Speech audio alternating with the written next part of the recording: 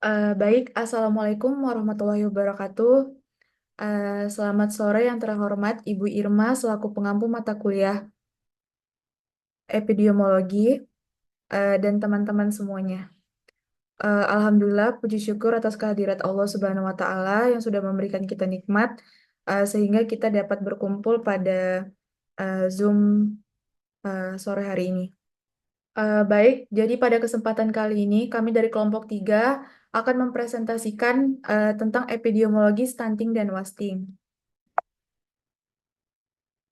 Nah, anggota kelompok 3 yang pertama ada Nurul Ajma, yang kedua ada Akila Zahra Suwardi, lalu yang ketiga ada Khairunisa Aprilia, yang keempat ada Azhara Putri Mahmud, yang kelima ada Audina Tiara Ayu, yang keenam ada Dila Salsabila Imran, yang ketujuh ada saya sendiri Azizia Putri Salsabila, dan yang terakhir ada Winda Dewiana. Untuk mempersingkat waktu, saya kembalikan kepada pemateri. Kepada pemateri pertama, saya persilahkan. Baik, di sini saya akan menjelaskan tentang materi definisi stunting dan wasting. Yang pertama ada stunting. Menurut WHO, pada tahun 2020, stunting adalah pendek atau sangat pendek berdasarkan panjang atau tinggi badan menurut usia yang kurang dari min 2 standar deviasi atau SD. Pada kurva pertumbuhan WHO yang terjadi dikarenakan kondisi irreversibel akibat asupan nutrisi yang tidak adekuat dan atau infeksi berulang atau kronis yang terjadi dalam 1000 hari pertama kelahiran. Kemudian wasting. Wasting adalah kondisi malnutrisi akut yang ditandai dengan penurunan berat badan yang signifikan pada anak, di mana berat badan anak tidak sebanding dengan tinggi badannya. Menurut Kemenkes Republik Indonesia, wasting didefinisikan sebagai kondisi di mana anak memiliki berat badan yang berada di bawah min 2 SD dari median berat badan untuk tinggi badan atau BB per tinggi badan. Jika nilai set score menunjukkan kurang dari min 3 standar deviasi, maka anak tersebut mengalami wasting akut. Sekian dari saya kembalikan ke moderator.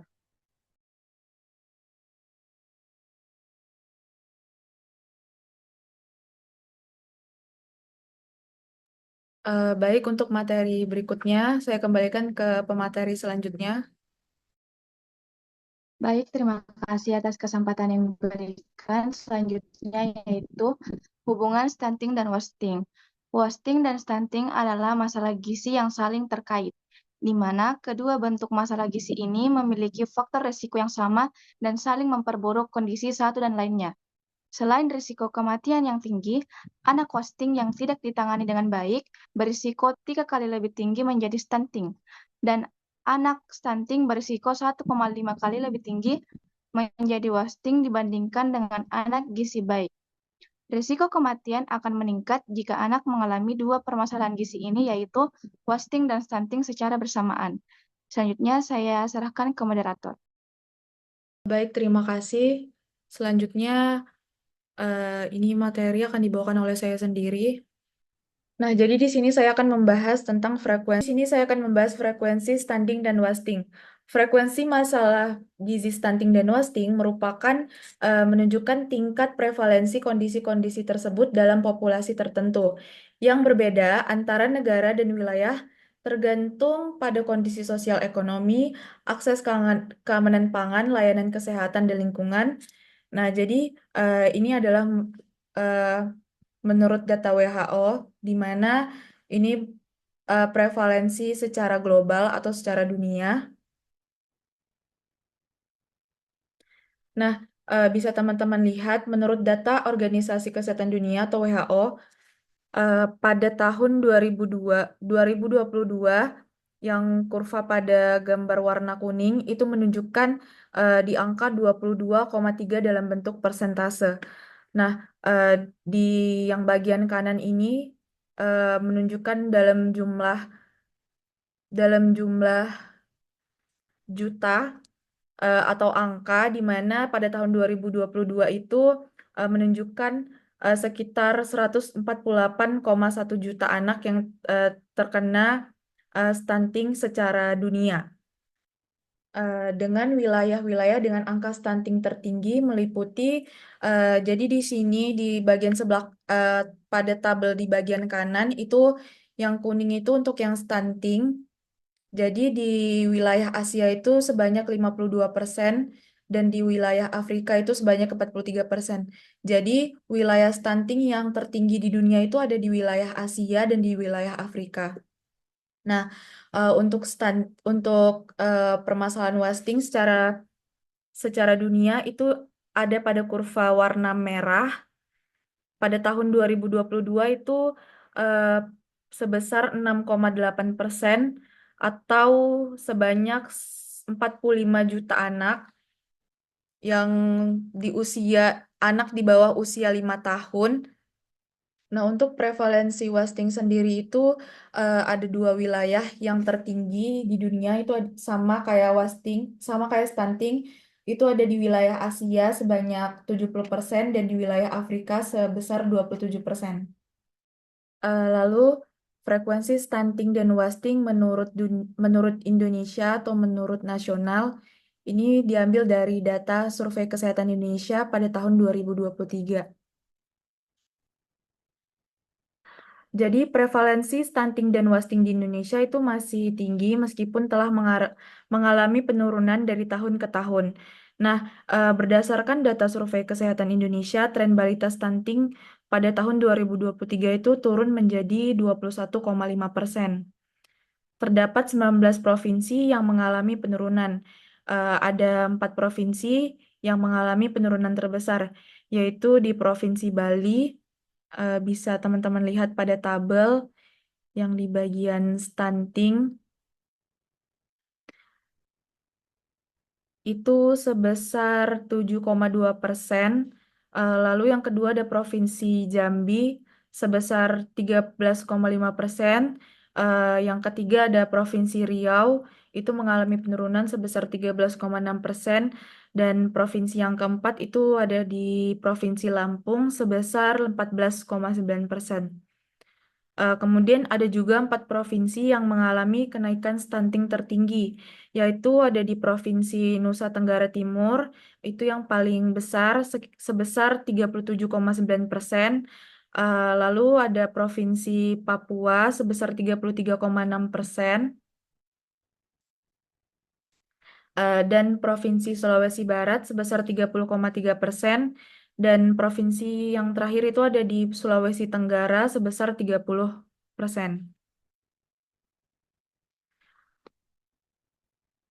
Lalu untuk angka balita wasting secara Indonesia atau secara nasional itu meningkat dari data SKI tahun 2022 itu sebesar 7,7% menjadi 8,5% pada tahun 2023. Nah, ada provinsi yang mengalami kenaikan tertinggi, yaitu di Provinsi Maluku Utara sebesar 15,8%, di Maluku 15,4%, kemudian di Papua 14,2%, dan di Aceh sebesar 13,6%. Untuk provinsi yang alami kenaikan terendah adalah Provinsi Bali sebesar 3,6%, kemudian di Provinsi Kepulauan Riau sebesar 6,4%, dan Jawa Barat sebesar 6,4%, lalu yang terakhir itu ada Jambi 6,6%.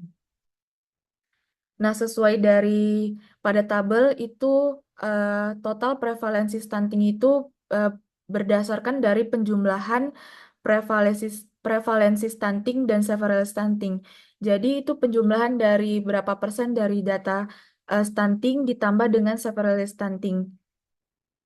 Nah, walaupun prevalensi stunting dan wasting ini dari tahun ke tahun itu telah mengalami penurunan, tetapi itu masih termasuk angka yang belum memenuhi target RPJMN, yaitu RPJMN Rencana Pembangunan Jangka Menengah Nasional pada tahun 2020 sampai 2024 itu sebesar 14%. Dan di mana ini menjadi di bawah standar WHO, yaitu di bawah 20%. Yang artinya prevalensi stunting dan wasting di Indonesia itu masih menjadi tantangan besar. Demikian itu saja yang dapat saya sampaikan. Saya serahkan ke pemateri selanjutnya.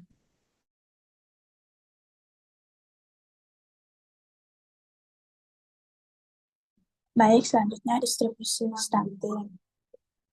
Distribusi ini menunjukkan bagaimana suatu kondisi menyebar dalam populasi dan membantu mengidentifikasi kelompok paling rentan yang memerlukan intervensi. Nah, di Indonesia, stunting dan wasting memiliki distribusi yang bervariasi antara provinsi dan daerah. Beberapa daerah yaitu di NTT, yaitu di, di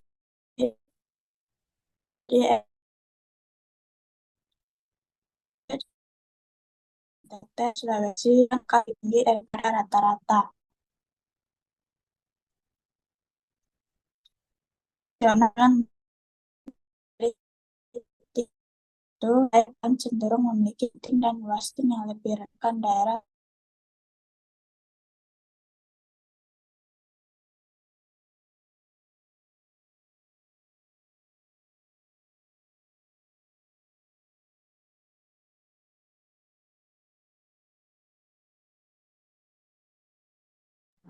Baik, maaf, kendala jaringan, yaitu, nah, adapun populasi terdampak pada distribusi stunting yaitu stunting paling umum terjadi pada anak-anak usia di bawah 5 tahun, terutama pada anak usia 0 sampai 2 tahun. Terus adapun kapan atau waktu terjadinya yaitu risiko stunting terjadi selama 1000 hari pertama kehidupan anak yang dihitung sejak konsepsi atau kehamilan hingga usia 2 tahun. Yang terakhir ada di mana atau tempat terjadinya. Stunting lebih tinggi di negara-negara berpenghasilan rendah dan menengah dan lebih umum terjadi di daerah pedesaan dibandingkan perkotaan, terutama di wilayah Asia dan Afrika. Dalam wilayah ini, akses terhadap makanan bergizi dan layanan kesehatan sering terbatas. Selanjutnya, saya serahkan ke pemateri selanjutnya. Lalu selanjutnya ada distribusi wasting, yaitu yang pertama ada populasi terjangkit. Wasting terutama mempengaruhi anak-anak di bawah usia 5 tahunan, anak yang sering terkena infeksi atau penyakit seperti diare, malaria, atau infeksi saluran pernapasan, memiliki risiko lebih tinggi mengalami wasting. Lalu ada waktu terjadinya. Prevalensi wasting sering meningkat selama masa krisis seperti bencana alam, krisis pangan, penyakit infeksi, atau wabah penyakit yang mengganggu akses ke makanan dan layanan kesehatan. Lalu ada tempat terjadinya. Wasting lebih umum di negara-negara dengan tingkat kemiskinan tinggi dan ketahanan pangan rendah, dapat terjadi di pedesaan maupun perkotaan. Prevalensinya seringkali lebih tinggi di daerah pedesaan. Sekian dari saya serahkan ke moderator. Baik, terima kasih. Saya kembalikan ke pemateri berikutnya. Kepada pemateri berikutnya dipersilakan. Oke, baik. Terima kasih kepada moderator atas kesempatan yang diberikan. Saya lanjut saja materinya. Materi yang selanjutnya itu determinan stunting dan wasting. Determinan stunting dan wasting dengan pendekatan trias epidemiologi itu ada 3, yaitu faktor host atau pejamu, faktor agen atau penyebab sakit, dan ketiga itu faktor environment atau lingkungan. Next slide.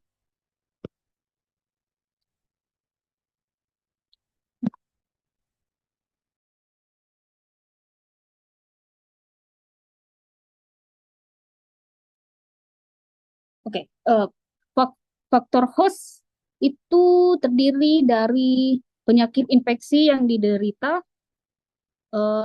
kurang asupan gizi atau status gizi, ketahanan pangan yang rendah, pola asuh atau pola makan yang buruk, kualitas dan kuantitas makanan yang rendah, dan ASI eksklusif serta gangguan mental dan hipertensi pada ibu.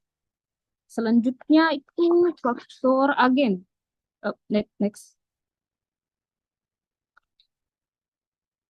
Oke, Faktor agen itu ada 4, terdiri dari bakteri, bisa dari parasit, bisa dari virus yang mengakibatkan diare, baru ISPA dan campak pada anak. Baru yang terakhir faktor environment yang terdiri dari sanitasi lingkungan, akses air bersih, bahan bakar memasak, perilaku merokok, sama paparan asap rokok. Itu bisa jadi faktor terjadinya stunting dan wasting. Itu saja materi dari saya kembalikan kepada moderator. Baik, itu dia tadi pemaparan materi tentang epidemiologi stunting dan wasting dari kelompok 3. Di sini kami membuka sesi tanya jawab. Jadi bagi teman-teman yang ingin bertanya, silakan mengirim pertanyaannya melalui kolom chat yang tersedia pada di bawah itu. Kemudian saya serahkan ke moderator kelompok berikutnya yang presentasi. Terima kasih.